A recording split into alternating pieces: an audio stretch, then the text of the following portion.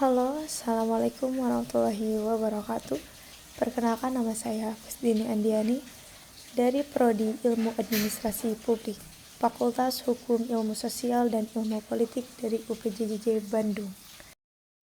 Saya di sini sedikit menjelaskan kasus nyatanya pelayanan kesehatan yang ada di Indonesia.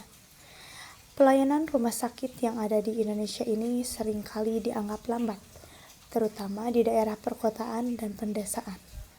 Masalah ini mencakup waktu tunggu yang panjang untuk pemeriksaan, perawatan, dan juga operasi.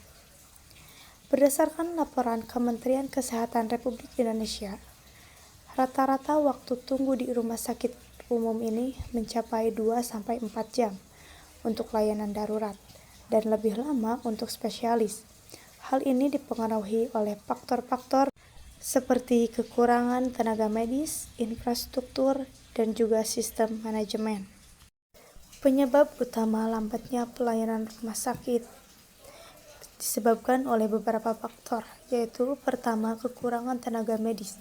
Di Indonesia ini memiliki rasio dokter sekitar 0,4/1000 penduduk, jauh di bawah standar internasional, minimal 1/1000.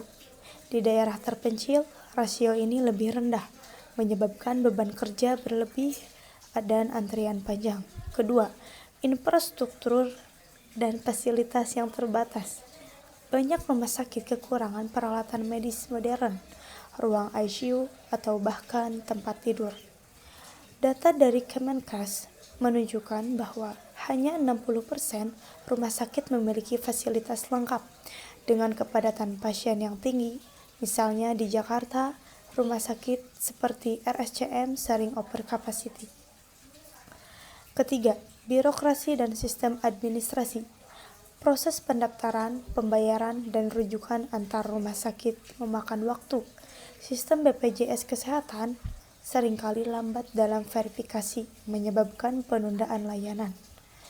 Keempat, kepadatan pasien dan pandemi. Dengan populasi 270 jiwa, rumah sakit sering kewalahan.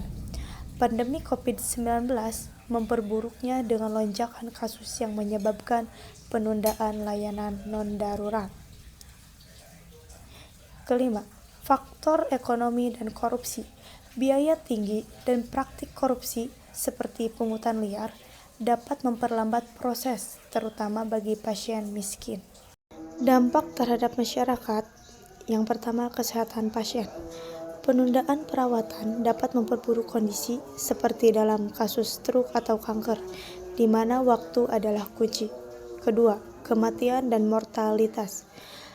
Laporan WHO menunjukkan Indonesia ini memiliki tingkat kematian ibu dan bayi yang tinggi, sebagian karena akses layanan kesehatan yang lambat. Ketiga, ketidakpuasan publik. Survei dari BPS menunjukkan 70% masyarakat tidak puas dengan pelayanan rumah sakit yang berdampak pada kepercayaan terhadap sistem kesehatan. Pemerintah ini telah mengambil langkah-langkah untuk memperbaiki. Yang pertama, peningkatan tenaga medis. Program Nusantara Sehat mendorong dokter ke daerah terpencil dengan target 18.000 dokter tambahan hingga 2024. Kedua, digitalisasi. Aplikasi seperti Peduli Lindungi dan sistem telemedicine untuk mengurangi antrian fisik. Ketiga, investasi infrastruktur. Anggaran kesehatan dinaikkan menjadi 5% APBN 2024, fokus pada pembangunan rumah sakit baru. Keempat, reformasi BPJS, penyederhanaan proses klaim untuk mempercepat layanan. Meskipun ada kemajuan, tantangan seperti distribusi yang tidak merata tetap ada. Masyarakat dihimbau menggunakan layanan primer untuk mengurangi beban rumah sakit. Terima kasih atas perhatiannya. Mohon maaf masih banyak kurang dan salahnya. Wassalamualaikum warahmatullahi wabarakatuh.